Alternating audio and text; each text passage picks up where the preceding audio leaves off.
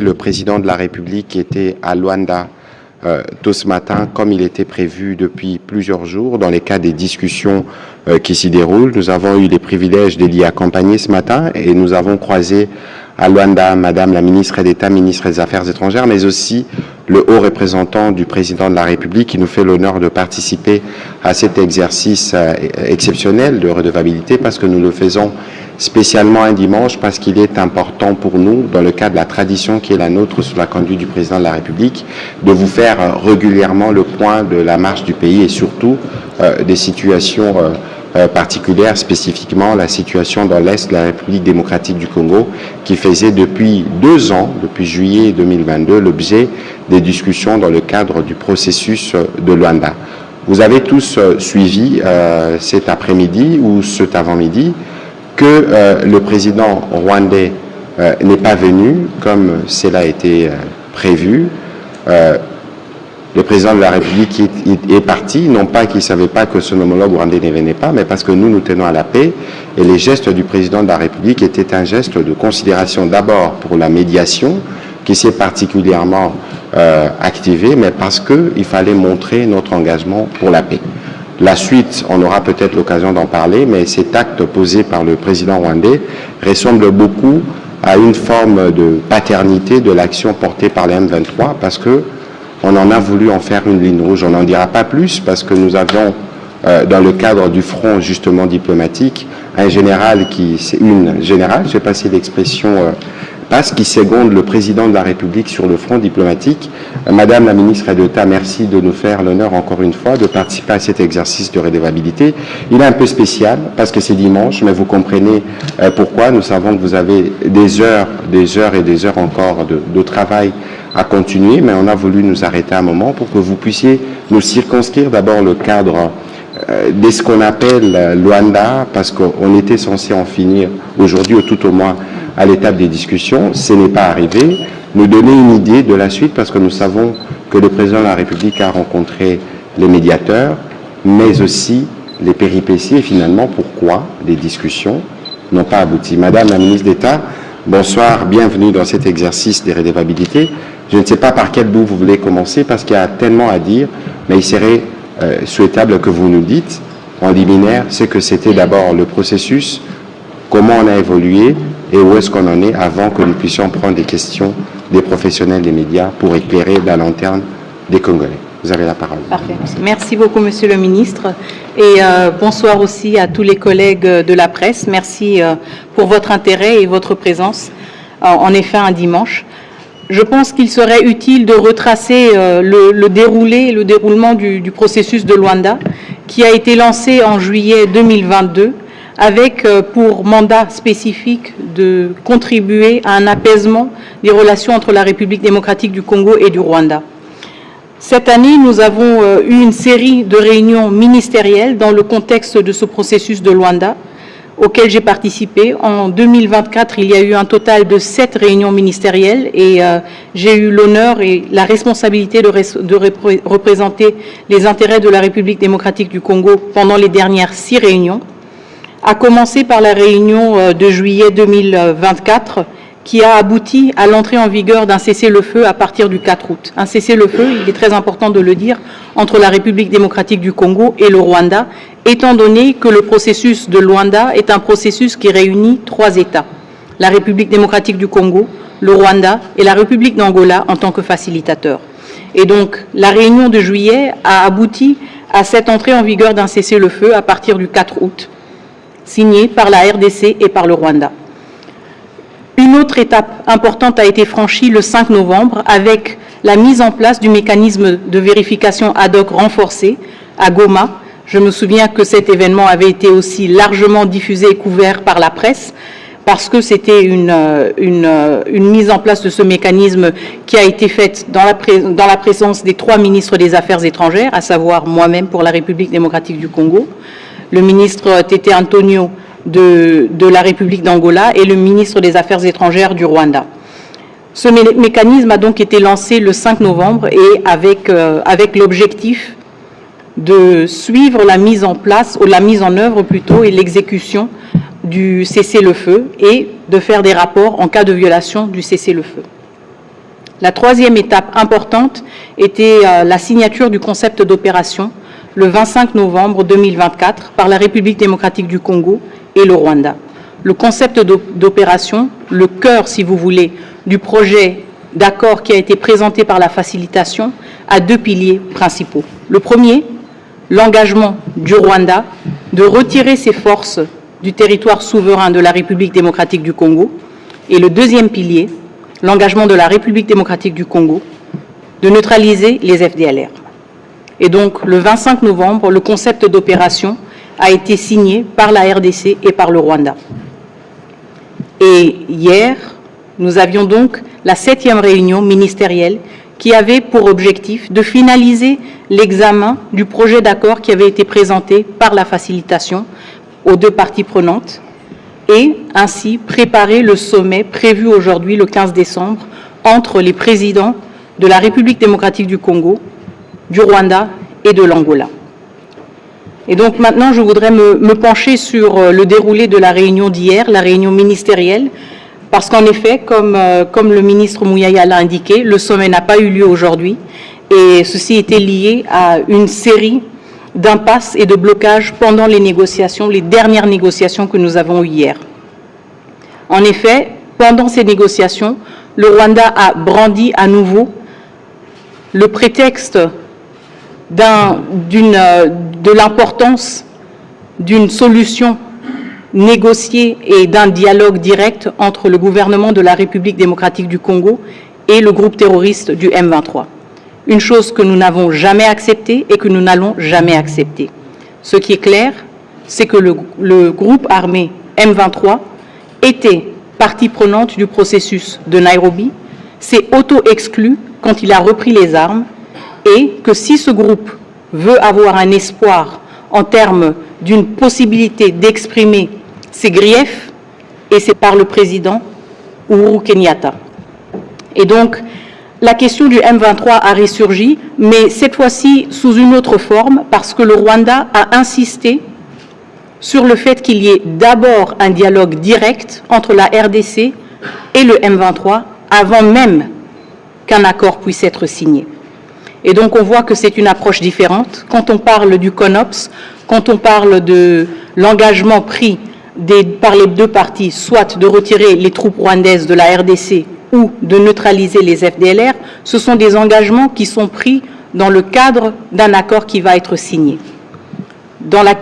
Par rapport à la question du M23, le Rwanda a mis comme condition préalable à toute signature et à tout sommet qu'il y ait d'abord un échange direct et un dialogue direct entre la RDC et le M23.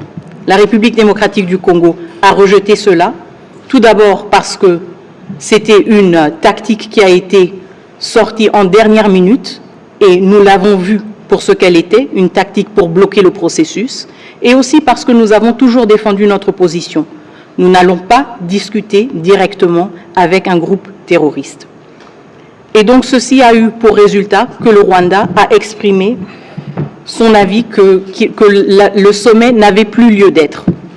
Et donc nous nous sommes retrouvés dans cette situation malheureuse ce matin où nous avons dû constater que le président rwandais, Paul Kagame, avait décidé de ne pas honorer l'invitation de son homologue angolais.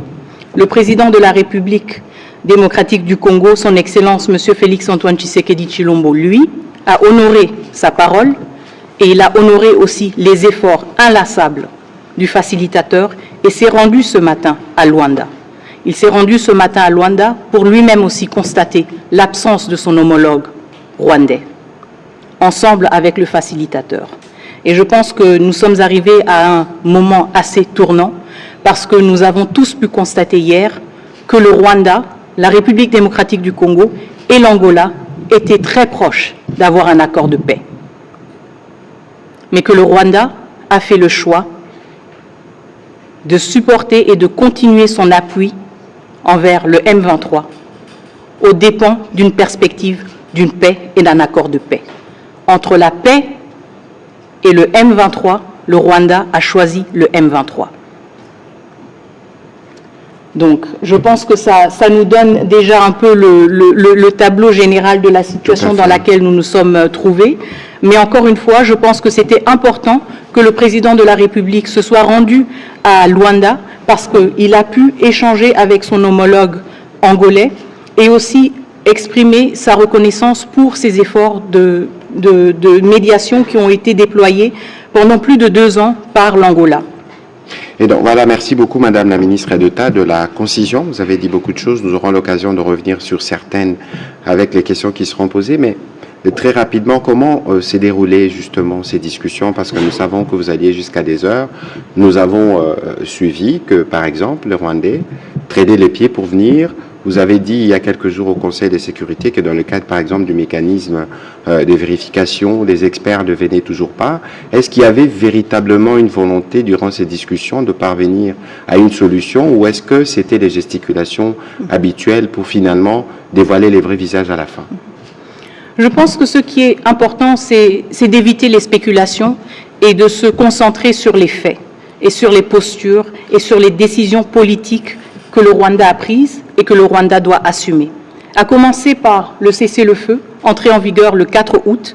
Depuis le 4 août, nous avons tous observé des violations récurrentes de ce cessez-le-feu par les forces armées rwandaises présentes en République démocratique du Congo en violation flagrante du droit international.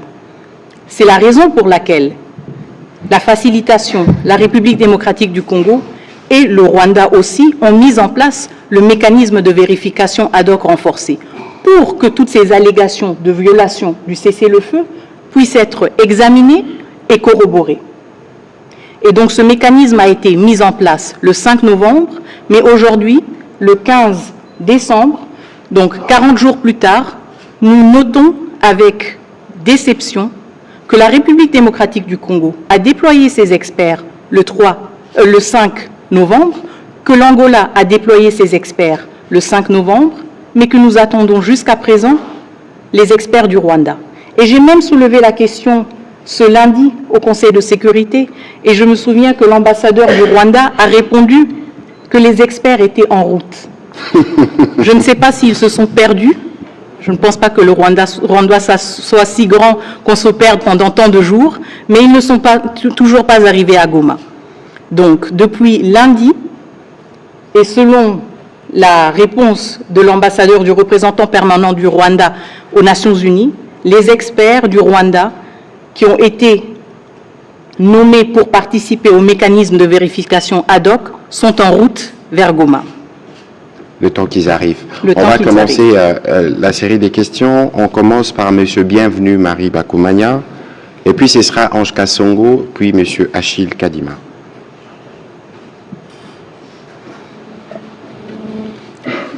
Bonsoir Madame la Ministre. Bonsoir.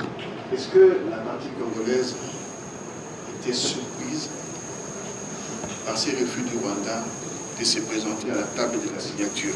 En cette séance, je suppose que vous avez compris comment il procède. Ma deuxième question, elle est aussi petite. Luanda parle de report. Kigali également parle des reports. Kinshasa parle de quoi? Report ou échec? Merci. Voilà. Madame la ministre d'État, vous pouvez répondre s'il vous plaît. Alors, la surprise, écoutez, comme je l'ai dit, nous constatons toujours la posture du Rwanda et je pense que cela édifie notre compréhension de la partie rwandaise dans sa posture de négociation. Surpris, non, nous ne l'étions pas parce que, comme je l'ai indiqué auparavant, les discussions étaient extrêmement difficiles et pénibles. Nous avons reconnu qu'il y avait un manque de bonne foi, et ça de manière perpétuelle. Et à 1h du matin, après plus de 6 heures de négociation, quand la nouvelle est arrivée que le Rwanda allait se retirer et que le président Kagame n'allait plus participer, nous n'étions pas surpris. Parce que c'était pour nous l'aboutissement d'un effort perpétuel qui avait été mené pendant la journée. Et nous n'étions pas surpris parce que nous nous sommes rendus compte que l'étau se resserrait sur le Rwanda. Si nous avions eu la présence du président Kagame et la signature, nous serions maintenant dans un contexte d'obligation légale. dans un contexte dans lequel un chef d'État ou 3 chefs d'État auraient signé un accord et seraient tenus redevables pour sa mise en œuvre. Et donc pour nous, c'est une confirmation de la posture du Rwanda et nous parlons de manière très ouverte de cette confirmation de la posture du Rwanda parce que ça a été aussi un long combat pour la République démocratique du Congo de dévoiler justement cette posture du Rwanda au monde entier. Et donc, nous restons mobilisés pour la paix. C'est pour cela que nous avons participé jusqu'à la dernière minute. C'est pour cela que notre président s'est rendu à Luanda. Mais nous ne sommes pas surpris que le Rwanda n'ait aucun intérêt à ce qu'il y ait un accord et à ce qu'il y ait une paix durable. Sa posture, comme j'en ai parlé, que ce soit par rapport au cessez-le-feu, que ce soit par rapport à la question du mécanisme de vérification ad hoc, ou que ce soit par rapport aux postures qui sont défendues même dans le Conseil de sécurité, la posture du Rwanda nous montre clairement que c'est un État qui ne respecte pas le droit international, que c'est un État qui n'a aucun scrupule de violer le droit international et de se présenter comme victime. Et nous, notre combat diplomatique, tout comme notre combat en termes de communication, est justement de montrer à toutes les parties prenantes le vrai visage des uns et des autres. Le nôtre, il est clair. C'est un visage d'un pays déterminé, c'est un visage d'un pays qui cherche la paix et qui reste engagé malgré les défis et les obstacles. Par rapport à votre deuxième question, est-ce que c'est un report ou un échec? Bon, l'un n'exclut pas l'autre. L'échec, en effet, il doit être constaté. Encore une fois, il y a un président qui invite ses homologues, qui invite 2 de ses homologues, et un qui ne vient pas, qui ne daigne pas d'honorer cette invitation. C'est un échec. La conséquence, c'est que certains acteurs essayent quand même de rester mobilisés pour la paix et font preuve de patience et de sagesse et disent « nous allons quand même continuer nos efforts ». Et c'est pour cela que nous n'abandonnons pas. Et c'est pour cela qu'il y aura un autre sommet. Et c'est pour cela que nous parlons ensuite d'un report. Mais d'abord, tout d'abord, c'est un échec. Et c'est l'échec du Rwanda. Tout à l'heure, apparemment, il y avait un petit souci de micro. Donc, la ministre d'État répondait à votre question si la République démocratique du Congo était surprise par la posture du Rwanda, ou encore pourquoi on parle, nous, des non-tenus, ou pourquoi on parle des reports, des discussions. Mais la vérité, c'est un échec pour le Rwanda. L'autre vérité aussi, c'est qu'il y a eu la démonstration de qui veut la paix et qui ne la veut pas. Il y a eu la démonstration de qui est le vrai fondateur, parrain, porte-parole du M23. Et c'est tout à fait clair. Les faits aujourd'hui démontrent qu'il y a un pays qui veut la paix, qui travaille aux côtés du médiateur, mais il y a un autre qui, par des subterfuges, trouve des voies et moyens pour pouvoir s'y dérober. De toute façon, nous, avec le président de la République, on y mettra fin, d'une manière ou d'une autre. Madame Ange Kasongo, s'il vous plaît.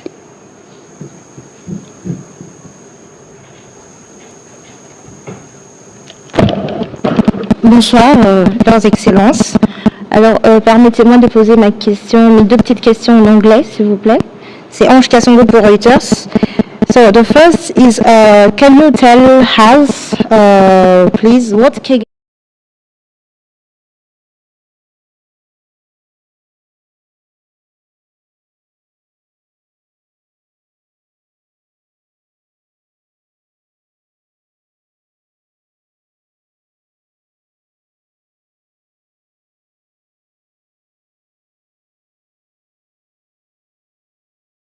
Kadima, s'il vous plaît. La ministre, selon votre collègue des Affaires étrangères du Rwanda, vous n'êtes pas tombé d'accord à cause de l'intransigeance de votre délégation, à cause de l'intransigeance de la République démocratique du Congo. Dites-nous, madame, sur quel point Kinshasa ne saurait transiger, quelle est la ligne rouge à ne pas franchir? La deuxième question s'adresse au ministre de la Communication. Monsieur le ministre, comment interprétez-vous les refus du président Paul Kagame de faire les déplacements de Luanda? Merci. On va commencer par la ministre d'État et puis je pourrai commenter juste après. La question de ligne rouge, elle est claire, elle a toujours été claire et défendue par la République démocratique du Congo. Nous n'allons pas dialoguer avec un groupe terroriste comme le M23. La République démocratique du Congo, vous le savez tous mieux que moi, vient de très loin. Quand il s'agit des groupes armés, quand il s'agit aussi du poids des négociations que le pays a eu à engager avec des groupes armés qui ont utilisé la violence et la force pour avoir un accès politique ou pour avoir de l'importance ou de l'influence politique ou un accès à des ressources quelconques. Cette page a été définitivement tournée. Et c'est pour cela que pour nous, il est inacceptable. Et je ne pense pas que la République démocratique du Congo soit une exception mondiale quand nous disons qu'il est inacceptable de négocier directement avec un groupe armé qui bombarde des camps de déplacés, qui tue et qui massacre des civils, qui viole des femmes, qui pille des ressources naturelles et qui est aussi coupable d'attaques contre des soldats de la paix. Cette ligne rouge, elle n'est pas exceptionnelle. Chaque autre pays qui se respecte et qui respecte sa position en tant que pays membre des Nations Unies n'accepterait jamais de parler avec un groupe armé comme le M23 et de lui donner ce degré de légitimité. Il y a un cadre très spécial pour la question des groupes armés congolais et c'est le processus de Nairobi. Il n'y a pas de traitement exceptionnel et il n'y a certainement pas de récompense pour les pilleurs, les violeurs et les assassins. Voilà. Alors, sur votre question, comment interpréter le refus du président rwandais de venir à Luanda? Peut-être qu'il faut lui poser la question.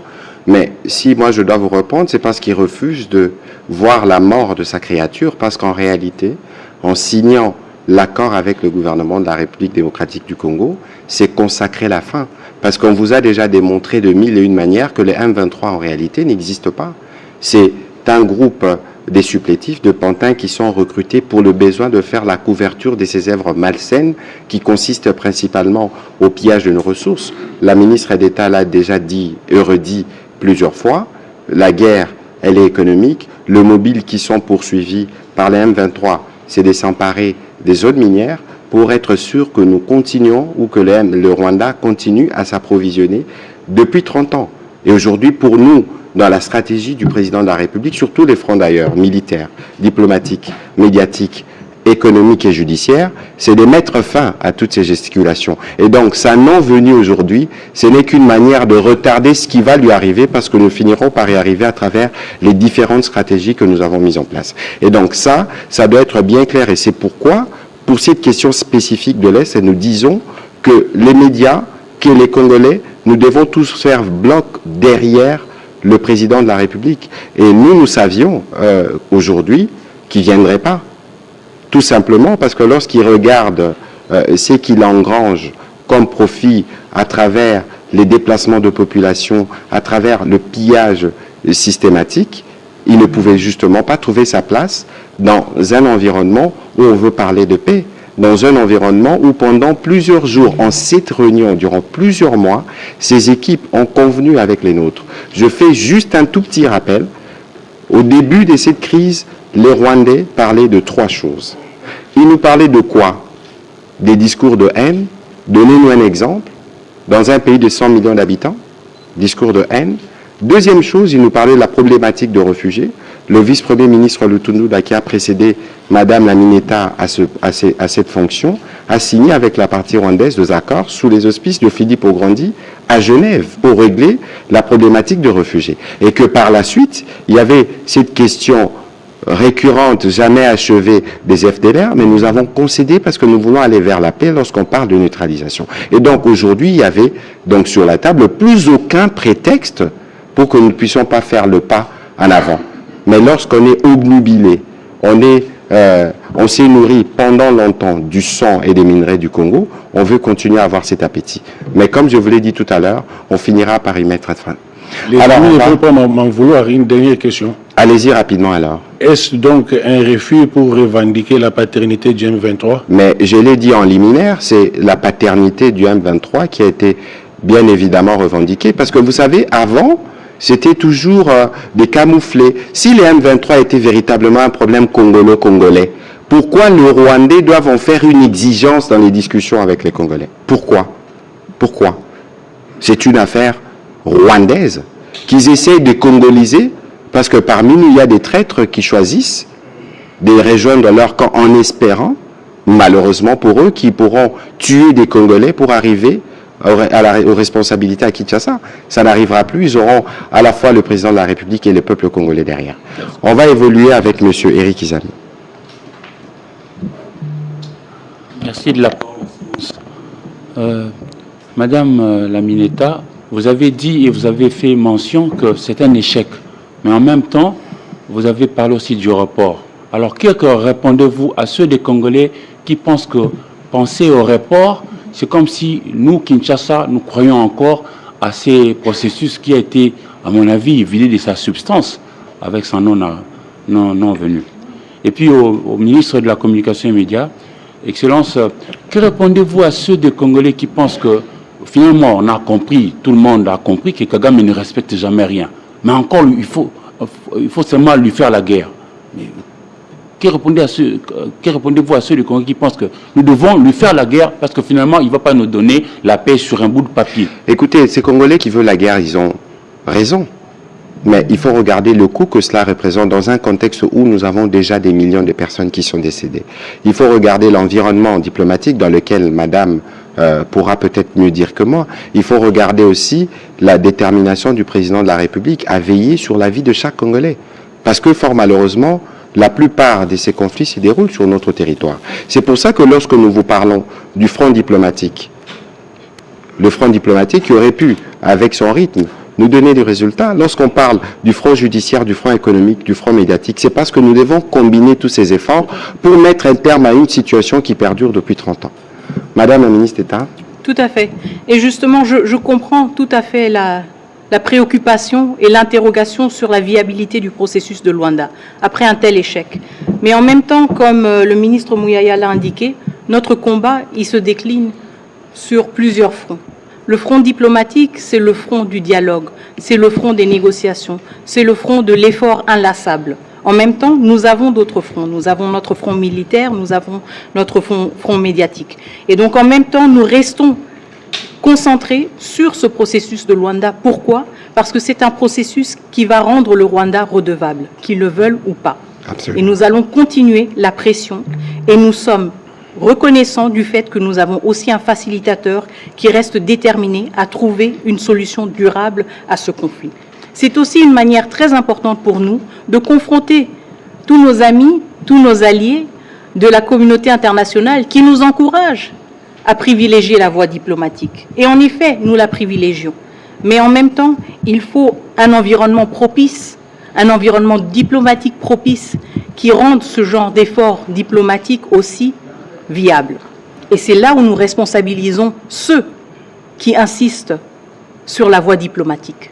Maintenant que nous avons prouvé et que nous prouvons chaque fois que nous allons à Luanda notre détermination, notre sérieux, et que nous faisons face chaque fois à une partie rwandaise qui aime nous faire perdre du temps, qui se perd dans des discours politiques, qui n'honore même pas des invitations d'un chef d'État, nous voulons aussi mettre à l'épreuve cette communauté internationale, ses amis, ses alliés qui insistent sur cette approche diplomatique. Maintenant, c'est le temps que ces voix-là s'élèvent et qu'elles tirent les conséquences des actions et des postures des uns et des autres. La République démocratique du Congo, le président de la République, était aujourd'hui à Luanda.